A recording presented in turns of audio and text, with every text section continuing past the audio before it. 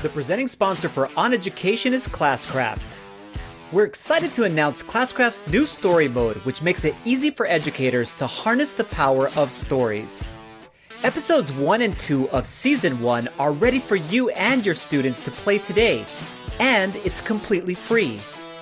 To learn more about Classcraft and the new story mode, simply visit classcraft.com/oneducation. Thankfully, it goes on for like 9 months, so it's like a party every day up here.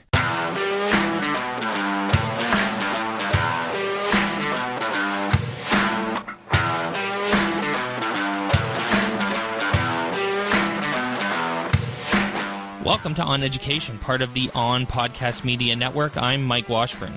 And I'm Glenn Irvin. Friends, we have an awesome pod for you today. We will discuss why students are choosing careers other than teaching, debate whether students are really obsessed with video games, count down the people you are not following on Twitter but you should be, and our guest this week is the CEO of Participate, Mark Otter. So, when we were in Miami, we had at least two folks tell us stories, horror stories, of their hotel experiences and how they ended up not staying in the hotel they booked because it was not as advertised and seemed dangerous. And well, I absolutely empathized with it, and we even offered one of the people, like, if you're in a jam, you come stay with us. It's cool. We'll figure it out. Even though our room was fairly small, we'll figure it out. It's not a big deal. It totally happened to me this week, though. So I was in Alberta, and Calgary is the main city I was in, but I went south, pretty far south, to this little town called Cardston in southern Alberta, pretty almost to North Dakota. Like, if I had driven probably another 30 minutes south, I would have hit North Dakota. I think that's the state I would have hit. Yeah. Who knows? Maybe. That's probably I wouldn't have known because no one's there. I wouldn't have seen a person for like 3 hours, and then I'd have been, am I in South Dakota? No, you're in North Dakota. I'm like, okay, well, cool. And so we booked this hotel got booked for me. Actually, I mean, saying hotel is a little generous here. This was not a hotel, and it was definitely not even a motel. You know, like those ones where you sure, you know what a motel is, right? Yeah, of course. It was sketchy, dude. Like, I like sent a text to Rami and to the sales guy, and I'm like, guys, I'm not staying here. You know, and they're like, what? It's just a motel. I'm like, no.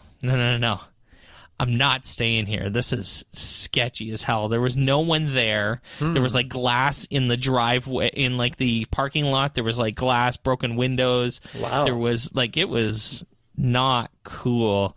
I thankfully, just down the road, I found, like, I just walked into a relatively normal looking hotel, which I don't know why we didn't book there to begin with, but I went, please tell me you have a room so I don't have to sleep in my car tonight. And they took care of it. But so that was my week, and then I went and hung out with my brother and stuff. But boy, oh boy.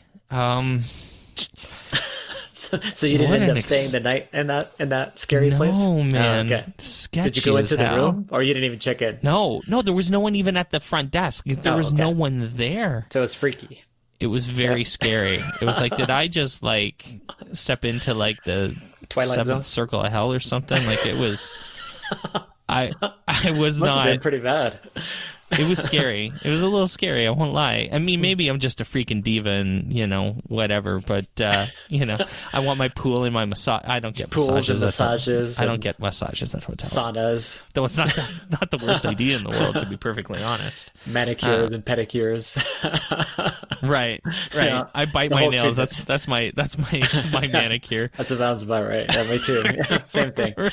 Yeah. So there's two big events. Like so the Iowa caucus is tonight, and I can't wait to stop recording so I can watch who the next president of the United States is going to be. Hot take. Yeah. Okay. Just for the record, I learned this today, and I thought I knew everything, but the person who wins, if someone has won Iowa and New Hampshire, they've never lost the nomination. That is pretty important then. I mean, it'll be interesting to see what happens this week. We'll find out this week. We will find out. It's exciting, man. It's really happening. And this is speaking of Super Bowl, the U.S. presidential election is my Super Bowl. And thankfully it goes on for like 9 months. So it's like a party every day up here. You loved the Super Bowl halftime show. Mm-hmm. I thought it was great. I'm so happy that they got, first of all, 2 women, and then they happened to be 2 Latina women, and Jennifer Lopez and Shakira.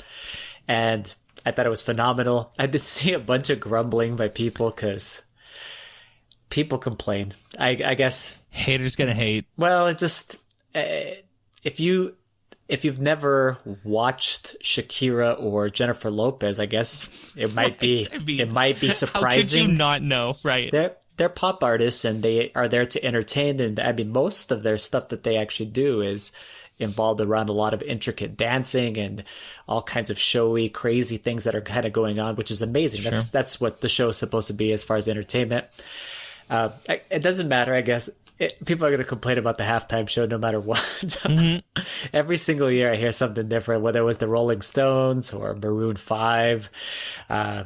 Or I remember when people were complaining about Paul McCartney, and I'm like, McCartney, you're stupid if you're every right. Prince's was amazing for the record. There's a ton of them, and they what it takes to pull that off. I mean, I was thinking about both of the artists, Shakira and Jennifer Lopez, and how much time it takes to plan out those 12 to 15 minutes or whatever it actually is. Commitment as far as them and their choreographers and all of the crews that they actually have there. God, there's just so many things going on all at the exact same time. Camera angles, things moving around, whatever it might be. It's fantastic. Costume changes. And just quickly in those 50, I mean, we get 15 minutes of entertainment, and they probably are prepared for it for months and months and months, if not a year, you know what I mean, as far as getting ready for it. So super, lots of respect for that. And I thought it was awesome. And there's a cultural significance to this too, being the two Latina women. Just pretty. I think it's important. Yeah. So I thought it was great. We'll see what happens then again next year. I think they try to go one extreme then to the other. So next year will be an old rock band again. So I don't know. They'll bring back the Eagles or something, you know what I mean? Something they'll try to pull back, and then everybody will complain about that. So we'll see what happens next year. But they seem to kind of go one way and then they go to the other extreme. It'll be like Michael Bublé. Yeah, there you go. It could be Michael Bublé. Show tunes at the Super Bowl, which actually wouldn't be the worst thing either, to be honest. I bet you Michael Bublé do a hell of a halftime show, to be honest. It would be amazing, yes. Yeah. Yes.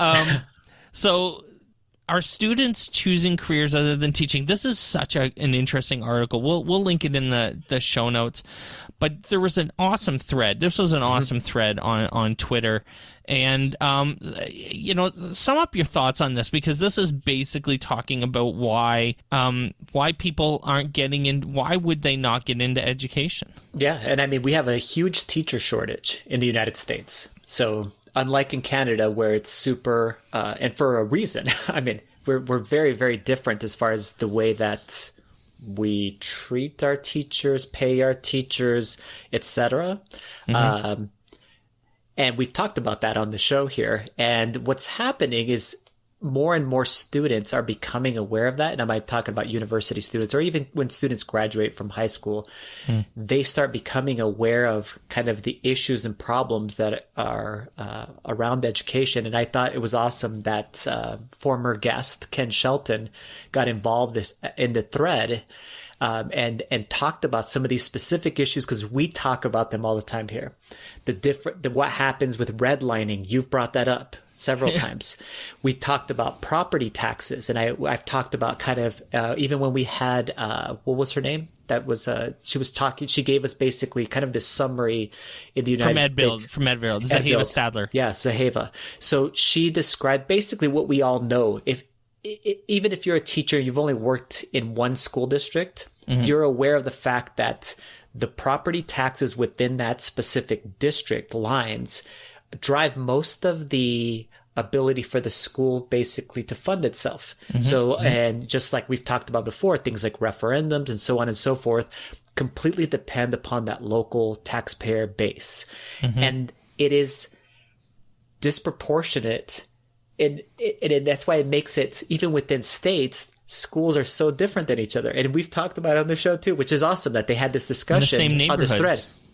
Same neighborhood, separated only by less than a mile away from each other. A Sharpie marker. Yep. Yet so different amounts of educational funds, educational dollars. Yeah. And so by people, I mean our students are aware of this fact, aware of the fact that a lot of things that we do as far as in school are driven by standardized testing. And so I thought it was a great discussion to be had, and that we need to continue to have, because the teacher shortage is happening right now, and it will continue to grow as people start retiring. If people aren't, coming into the teaching profession, we will have a very, very big issue, very, very big problems, which we already do in some content areas, like special education here, and the sciences and the maths in the United States are, especially in specific areas, are very hard to try to find candidates for those positions. Yeah, and I mean, the employment funnel is just going to get worse. And, I always, this is an issue with sports actually too, and how, especially emerging sports, how they seek to be competitive. And it's because, if you're, for example, the analogy is actually really good. If you're an incredible athlete, if you could do anything, Mahomes, Kansas City quarterback, right, got drafted into the Major League Baseball by the Detroit Tigers, chose football because he could. And he obviously made the right choice. But when you're an incredible athlete and you could dominate almost any sport, you're going to choose the sport that offers you the most opportunity, offers you the most potential for growth, for wealth acquisition, exactly. I suspect, for popularity, fame. I mean, you're going to choose the one that gives you the best chance for all of that stuff. And the same is with any career, any job, and we're all making similar choices. Now, I'm not making a choice whether to play professional hockey or professional baseball, though it would be pretty rad if I was, right? We had to choose. We still, all of us, go through a choice of, what do we want to do, and what choice do we make based on our skill set and our ability. And then you make the best, typically you make the best choice that you can make for a lifestyle that you're seeking based on the tools and skills and knowledge that you have or you think you can obtain. And sometimes that means you decide to be a doctor or a lawyer. And sometimes it means you decide to be a mechanic, and those are fine. That's everything about that is fine. But what we're finding is that the folks that we would love to be teachers are choosing other careers. They're choosing to be other things because they can. Because the people we want to be teachers, we want them to be smart and intellectual, and also have this emotional skill set that isn't necessarily prevalent in other jobs. Maybe in being a doctor, especially a kind of a doctor that sees patients kind of all the time. But it's a blend of skills that actually the major competition, I think, is being a doctor. And when you have these smart people going, especially in the U.S., where being a doctor is actually quite a bit more lucrative than being a doctor in Canada. Big time.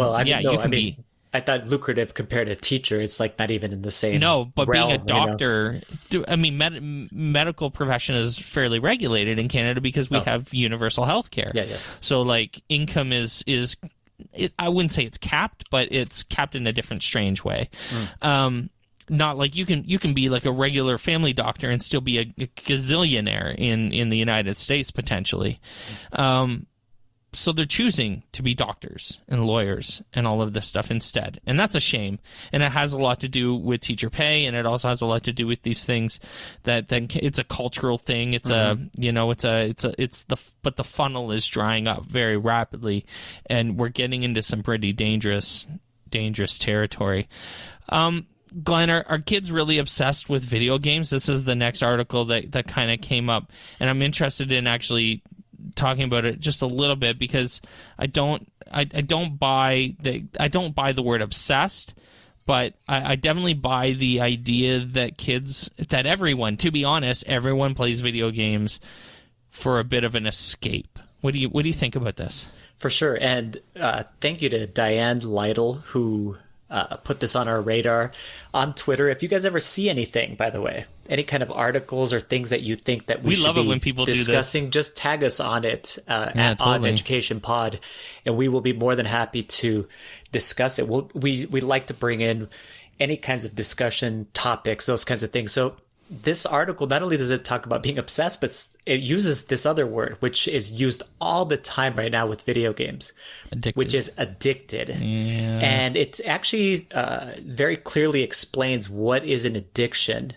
And then it goes and basically talks about what is actually happening, as far as with our students, our kids in general, and whether or not that is actually an addiction. And really what it's saying is that very few kids have an actual quote unquote addiction to video games or anything else. And that's basically the truth out there.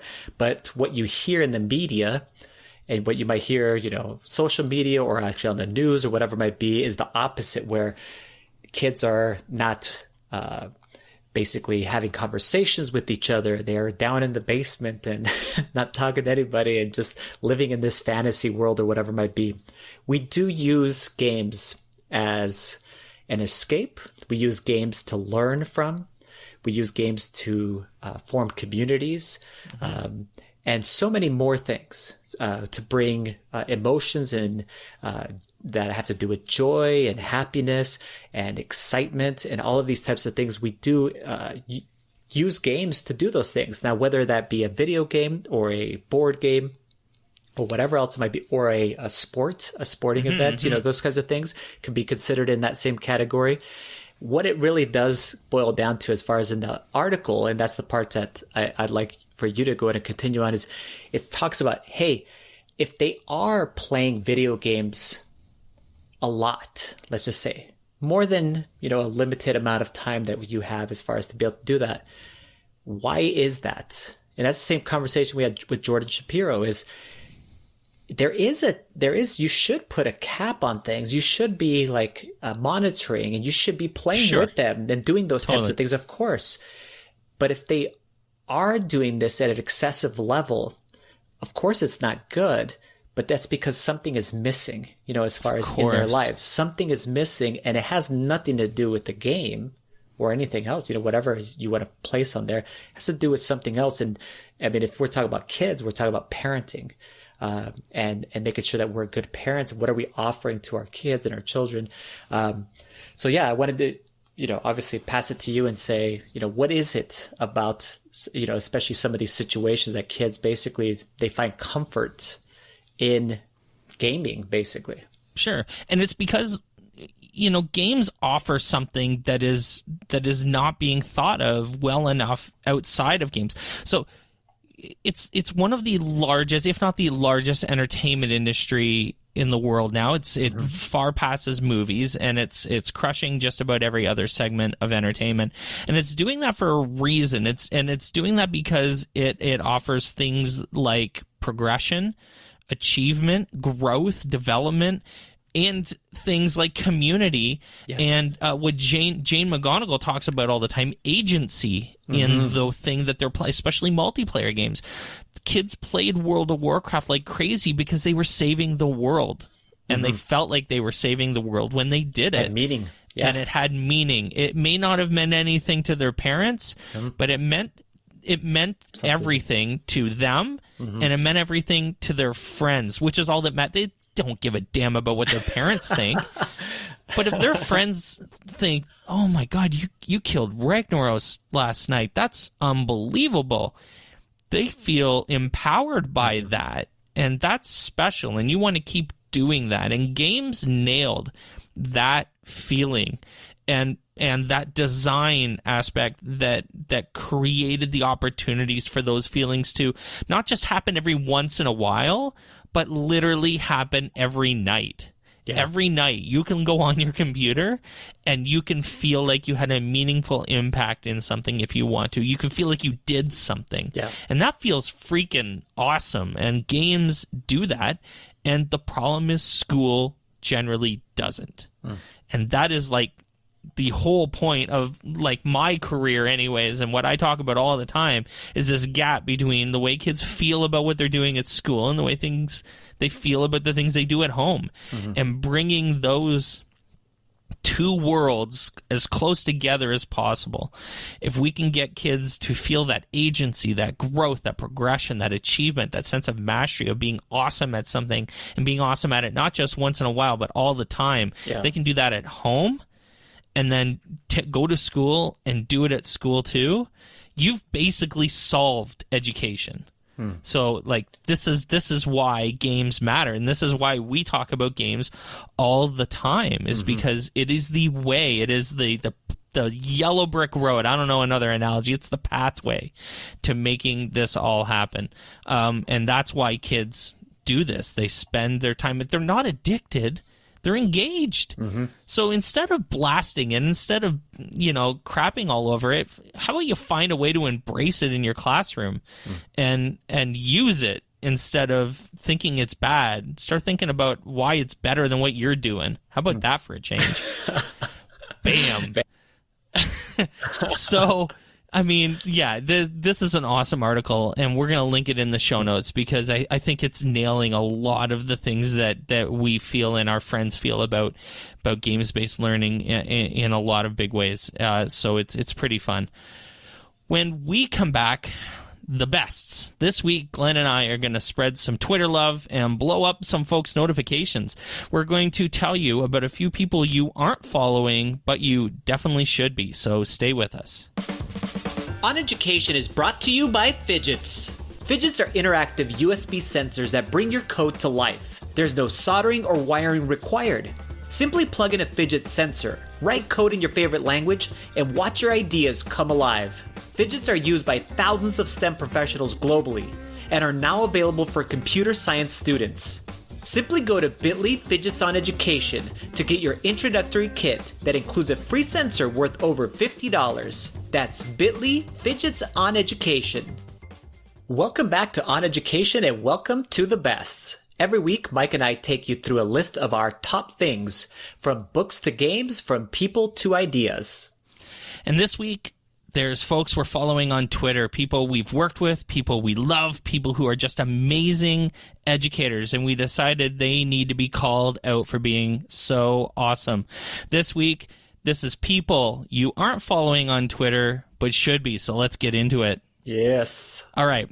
So I'm so excited about this. I actually warned all of my people, like I have 3, you have 3. I warned them. I'm like, hopefully people blow your Twitter up. Yes. Because these folks are legitimately awesome. I'm huge fans of all of these people, and they have an awesome influence on the things that we're doing, which is so great. So my first one, Brian Ouellette.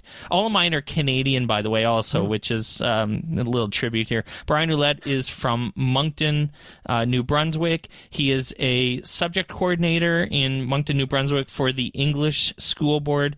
Brian is awesome. It's at Down to a Science. We'll put all of these in the notes. We'll also link them in the blog. You're going to find tons of ways to click on their names and follow them, and we pray, please do this. Like over 1,000 people, or around 1,000 people, listen to this podcast every week. We want all of these people to be plus 1,000 awesome. Followers. So we're make this happen, friends. Let's do this. Brian Ouellette is our first person that everyone needs to follow from Moncton, New Brunswick. So our next person is someone we've actually had on the podcast. and twice. And I still don't think he's getting enough love. He's not. He speaks at these major conferences, and I'm telling you right now, not enough people are in those rooms listening to what he is talking about. And what he is actually talking about is so dang important.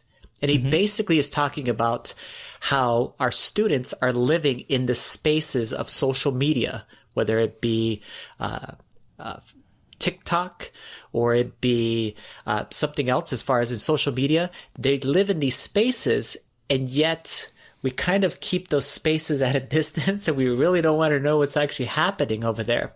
And what he has done is basically he teaches. He's an instructional coach like I am, but he also teaches classes to students about basically using social media to be able to improve themselves as students, but also in their future careers. So how to get connected to the things that they are passionate about and have that feed that they're looking at, but it be those things that they are passionate about versus it just being kind of entertainment, let's just call it. And he does such an awesome job. And it is Nate Green. And on Twitter, he is at Mr. Shakedown, which is an awesome name. And you got to follow him. And we got to get Nate just posting more and more about the things that we need to be aware of that have to do with social media, that have to do with how companies like Facebook and Google and all these big corporations are basically using our data without maybe us knowing and what they are actually doing with it. So many awesome things. We had a discussion with him for quite a while about TikTok and about why we maybe shouldn't download that app. And I was not even aware of, like, I wish I could just continue. Anytime I sit down and talk to him, I am just like mesmerized by, I just want him to go in and continue to basically educate me, because there's a lot of things that I'm just not aware of, and he lives in these spaces. That's Nate Green at Mr. Shakedown. He's amazing. Awesome. Love Nate. Mark Labuda is a STEM coach in Brampton, which is a kind of a city just north of Toronto in the GTA. Completely amazing. Such a nice guy, super humble. He was blown away when I told him I was going to put him on this list because of how just he's a classy dude. He does sessions every once in a while at the Canadian conference, like Connect and BIT, the two kind of big Canadian conferences, but completely underrated. Definitely someone that is doing awesome things, especially with coding and robotics. I'm a huge Mark fan. I've actually had him on the Logix Academy podcast. He was a guest on that podcast.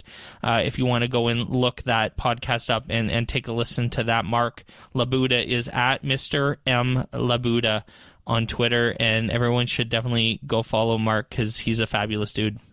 So our next person that I want to give a shout out to is Hope Elliott.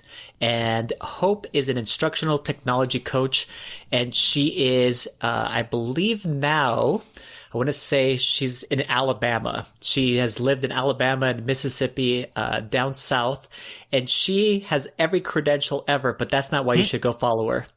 You should follow her because the things that she posts are relevant, both materials, resources, questions of things that teachers need right now, things that she's working on with other teachers. Even just the other day, she got on a call with me and we started talking Minecraft because she heard a couple of teachers talking about it. They knew that they had their Microsoft licenses. She's like, I'm going to learn this. And that's just how she is. She has a blog that's, The Techie Teacher, and actually that's her name on Twitter is at techie_teacher1, and we'll make sure we link it on thing. Someone you should absolutely follow, Hope Elliott. So when I was teaching at the school I was at, there were a number of wonderful teachers that were kind of in the process of leaving at the same time as I was, interestingly enough.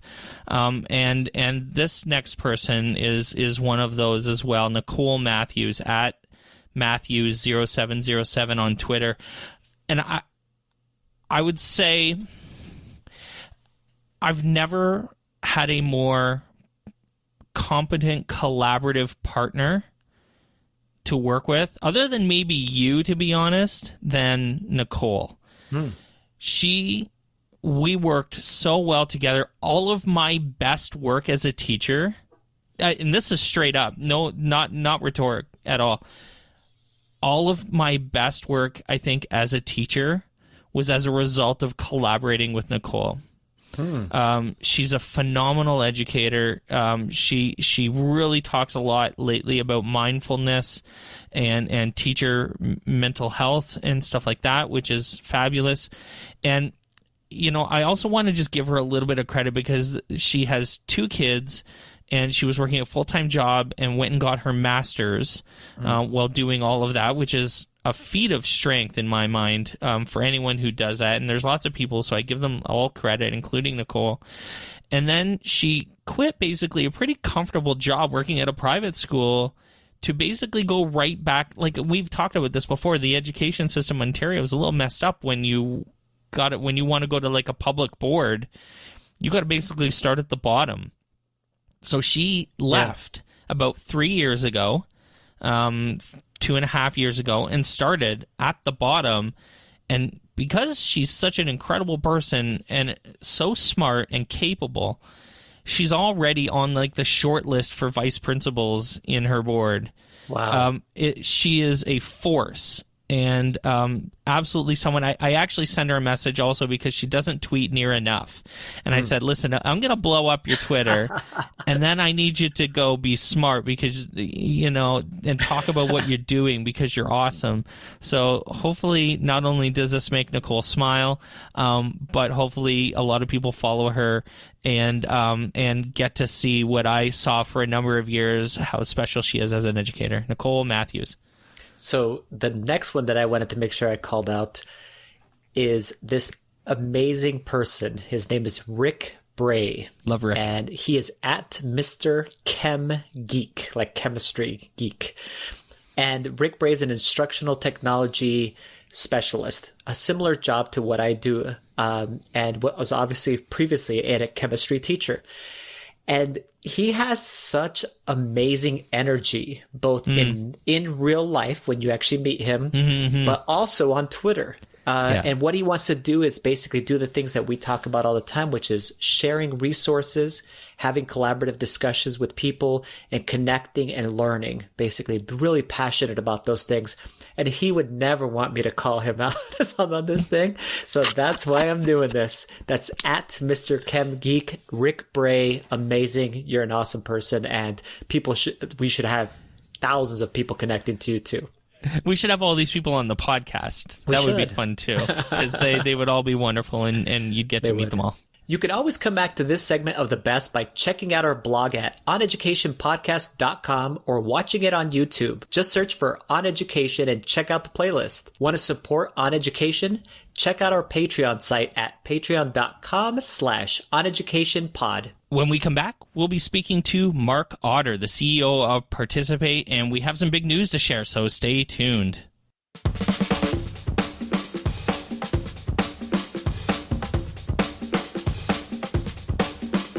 All right, welcome back to the podcast, everyone. When we booked our next guest, I actually had a whole different conversation in mind than parts of the one we're going to have today. That's how long ago we've had this one on the calendar.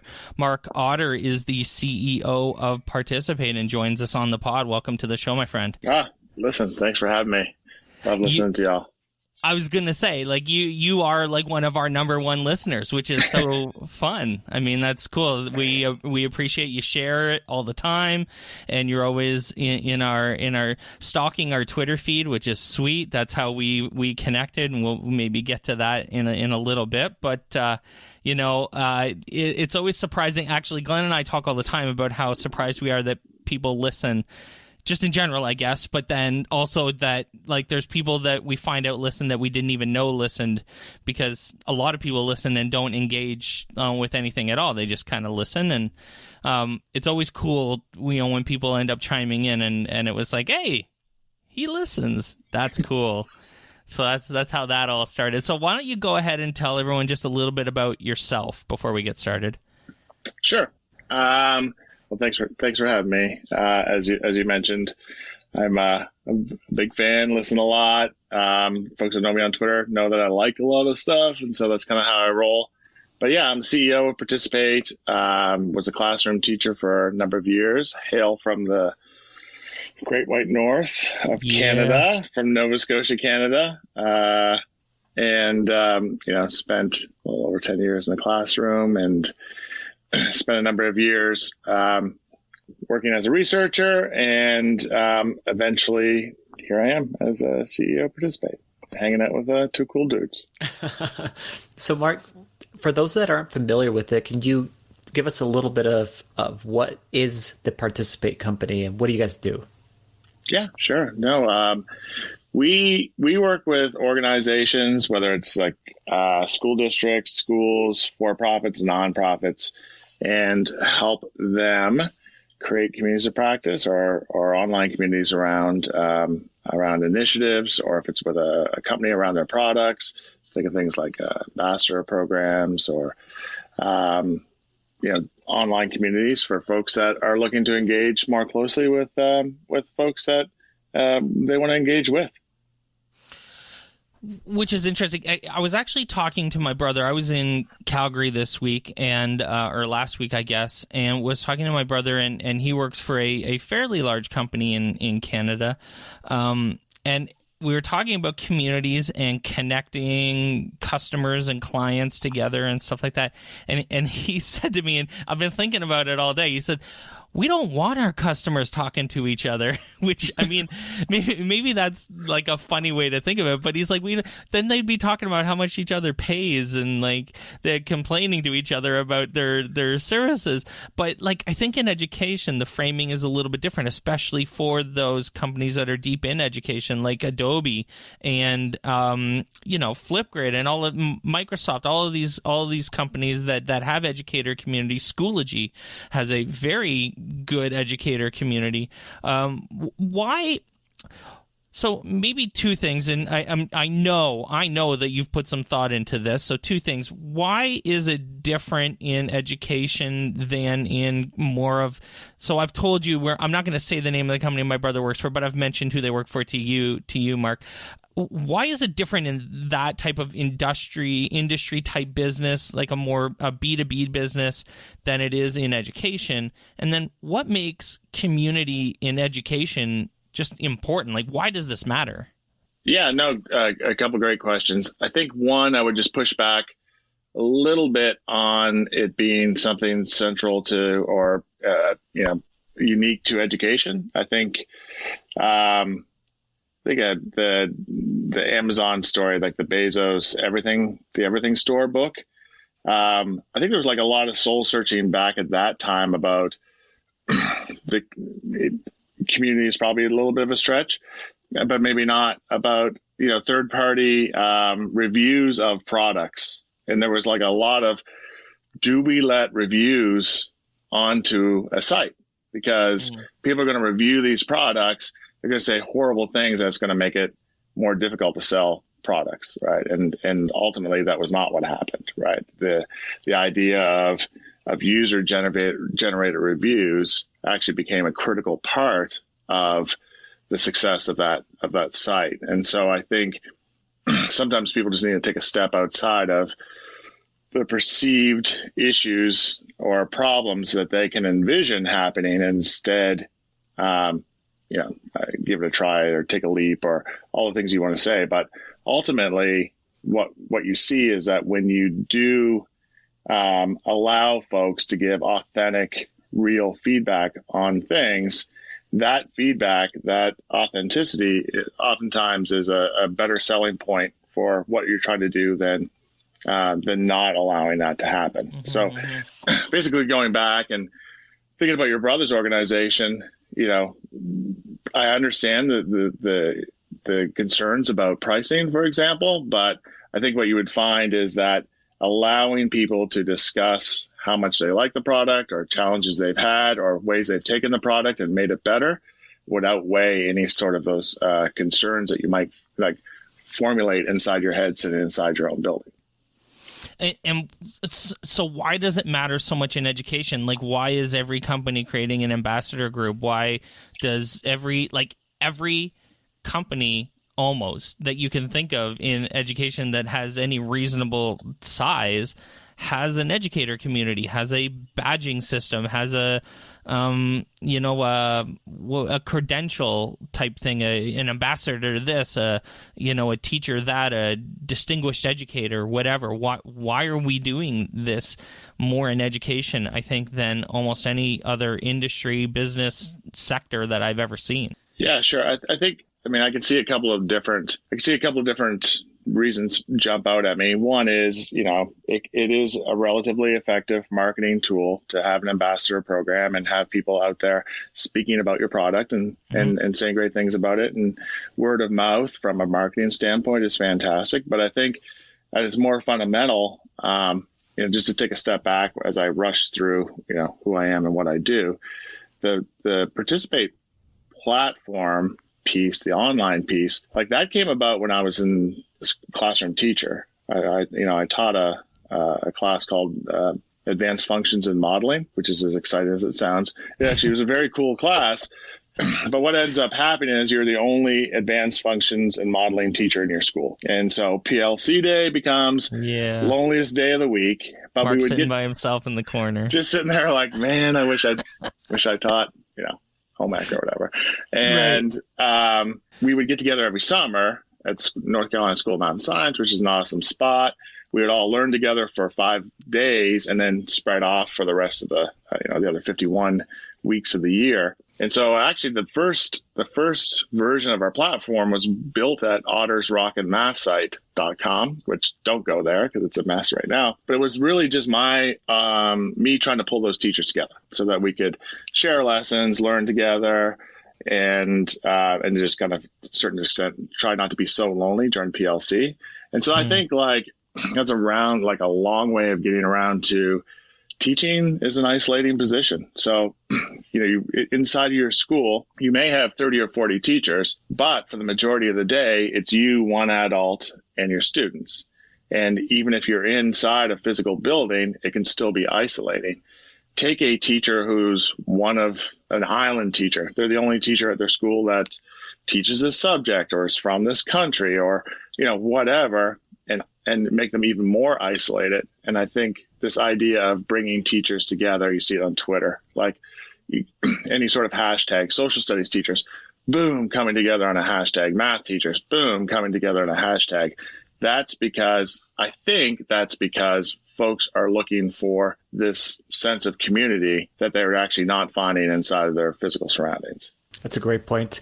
I was just thinking about you, Mike had mentioned digital badging, and that's a topic that we are super excited about. We talk to Noah Geisel all the time about it, and he has the Badge Summit that happens right before ISTE. So how is Participate involved as far as in digital badging, and maybe what do you see as far as the future with that? Sure. That's great. So not, taking a step back, Noah is the person I want to be when I grow up. Just throwing that out there. And Noah is what brought me to, yeah, and it's what brought me to your podcast. So, Noah and I go back a while. My colleague, Dr. Julie Kane, who's a good friend of Noah as well. We've sponsored Badge Summit for a number of years. And we got into digital badging way back in the Mozilla, MacArthur digital media learning competition, and so way back in the day. And we have been a badge issuer for multiple years, but we've never seen ourselves as a badging platform. We've always seen badges as this. I think we put an article out about this amazing container. That in which you can put rich evidence of learning, right? Regardless of its size or shape. And so when I think about container, I'm thinking about the intermodal container that you put onto ships. Think back to the King Kong movies. When you were putting pallets of stuff onto ships, the pallets are all different shapes. And you can never really tell how much you could fit onto a ship and then how you're going to get it off the ship. And then someone came along in the 50s and said, let's put these in a standardized container so a truck can get it to the ship. you put whatever you can fit into the container, put a manifest on the door telling you what's in the container, but then you know how many containers you can fit on the ship. And when the ship arrives at the dock, the truck that's picking it up is set up to pick up that container, right?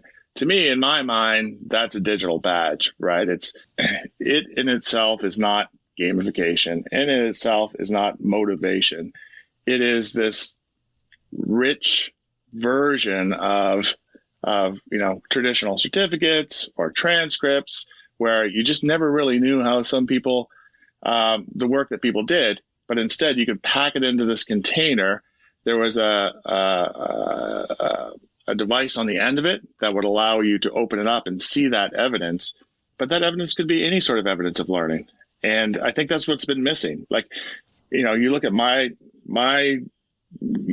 Acadia degree and Mike's university degree and Glenn's university degree, and you two are much smarter and more diligent than I am, yet we may actually have the same degree. And so being able to pop that degree open and see how much better you all did than I did would be horrifying. Horrifying. Exactly what I'm going for is horrifying. So we've had this interview on the books for a while because how do I say, we like what you guys do, and knew that you were a listener and your engagement in the chat and stuff like that. So we reached out. But I mean, you and I in particular just started talking a lot, all the time, in fact, and it kind of turned into something, and so now. We have some news, I guess. I guess this is... it seems like the perfect time to share it, does it not? It seems... What's the word? There's an S word, speaking of being smart. What's that? Serendipitous? Whoa. Well, that this is all working out. Let me take a quick step back and just say... Okay.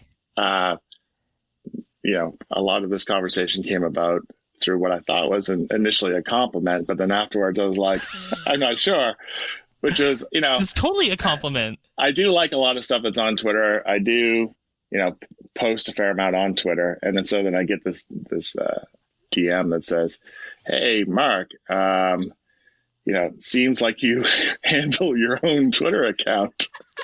And I was like, oh, yeah, no, I do. It's so authentic. But then I was like, oh, no, maybe I'm saying absolutely foolish stuff out there. No. It was a compliment because a lot of and we've talked about this. So, I mean, it's just that a lot of CEOs don't even handle their own Twitter accounts and stuff. And I think that's pretty dumb because Twitter is supposed to be this place for people to be people, even though clearly it's shifting a little bit.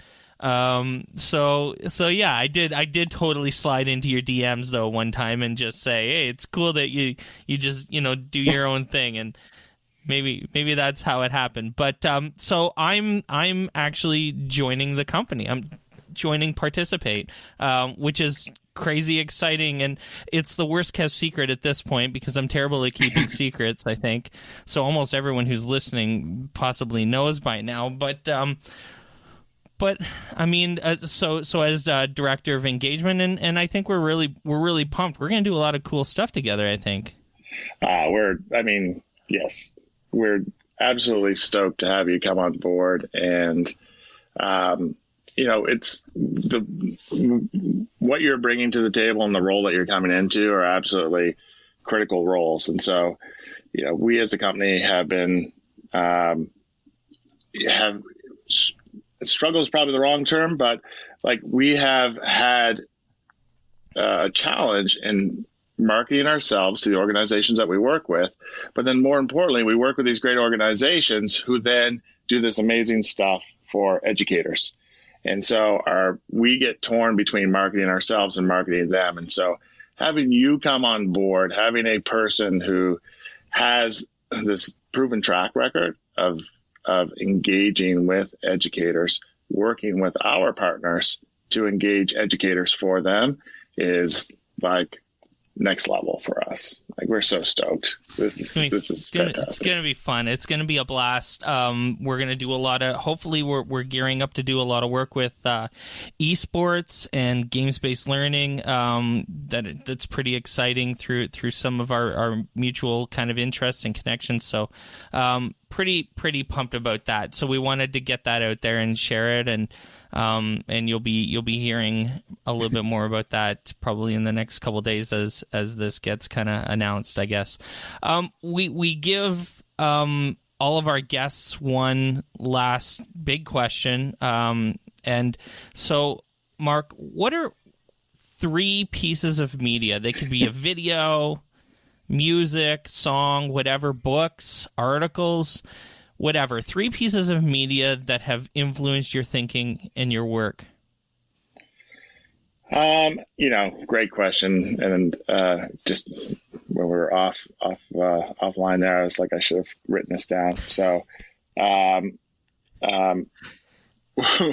one is I'm rereading a great book that I read probably every 5-6 years by Stephen Jay Gould called The Mismeasure of Man.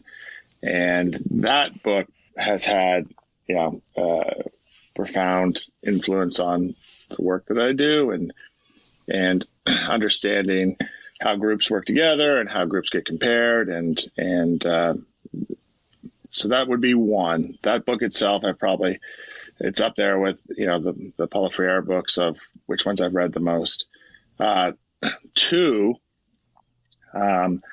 I spend a lot of time on YouTube because I am restoring this old truck, 64 Scout. Nice. And I have no idea about what I'm doing. So I sit out in my garage. That's awesome, though. Yeah, with your laptop, with YouTube on my iPad, just like I am stuck. Every 30 seconds I get stuck. I watch 30 minutes worth of videos, do another 30 seconds of work. But but that has greatly influenced how I understand how adults learn, right? Mm-hmm. So Mm-hmm. like adults learn not by sitting down. Like I didn't take a course on how to restore my truck, right? I went in, I launched into this thing, and then every time I get stuck, I go over and I find a bite-sized chunk of something that lets me move on to the next step until I'm stuck again. And totally, I think that's how adults learn. I mean, at least some adults learn in some contexts. So I think that is probably the second piece of media. So send me a link with one of the videos that got you out of your biggest jam. well, unfortunately, it may be like a firefighting video because I lit my hair on fire there a couple of weeks ago, doing some welding out there. I ended up having to go to welding school here in North Carolina to learn how to weld so I could finish this darn truck up. Awesome. Yeah. And I would hope that I was better at it, but I'm definitely not. Third, I am like a podcast junkie. Like when I am not at work actively, actually when I'm working with my headphones on, I've got podcasts going nonstop. And so I couldn't, other than OnEducation, obviously, I couldn't just pinpoint one. There's probably a dozen podcasts that are just on total cycle for me. What'd you listen to today?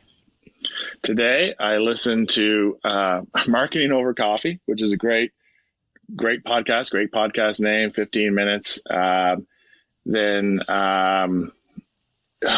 Marketing Over Coffee and A16Z. And then there's a hockey podcast called Spit and Chicklets, but it is rough around I'll tell you right now, it's rough around the edges because I'm a former hockey player. And I love all the hockey stories. It was like, Mike, you'll know. No, Glenn, you're from Minnesota. You would know this. Ron McLean, Don Cherry, Hockey Night in Canada. Yeah. So I was just listening to that this morning. Ron McLean was being interviewed. And then I love that podcast. But I will say again, it's not for everyone. It's a little rough around the edges. Thanks. That's cool. Yeah. Awesome. So, Mark, how do people connect with you or learn more about you? Twitter or whatever else you want to go to? Let us know. Yeah, I think Twitter is probably the easiest place to find me is on Twitter. Unfortunately, I'm Mark J. Otter, which also looks like Mark Jotter. Once you throw it out there. Find me on Twitter at Mark J. Otter, and that's probably the easiest place to get a hold of me. And or at participate.com, you can find me there. Very nice. Mark Otter, Thanks for joining us, man. Hey, Mike and Glenn, thank you for having me. And Mike, welcome aboard, buddy. We're pretty stoked. Thanks for listening to On Education. My name is Glenn Irvin. My co-host is Mike Washburn. On Education is part of the On Podcast Media Network. You can listen to this show and many others by great educators like Monica Burns, Mike Matera, Tisha Richmond, and many more by visiting onpodcastmedia.com. Want to get in touch with us? Check out our website at oneducationpodcast.com. You can tweet us at oneducationpod. Mike is at Mr. Washburn on Twitter, and I can be found on Twitter at IrvSpanish. You can find us on Facebook by visiting facebook.com/oneducationpod. We're also on Instagram at oneducationpod. Want to support On Education? Visit our Patreon site at patreon.com/oneducation. There, you can get access to full videos of the podcast and so much more. If you're enjoying the show and think others would too, we would be thrilled if you shared it with them. Please leave us a rating or a review in Apple Podcasts or the Google Play Store. When you leave a rating, it gives our rankings a boost. It helps others discover the show. We want to thank our presenting sponsor, Classcraft, for supporting us. Check out classcraft.com/oneducation to learn more about them. Thanks as always for listening, stay awesome, and see you soon.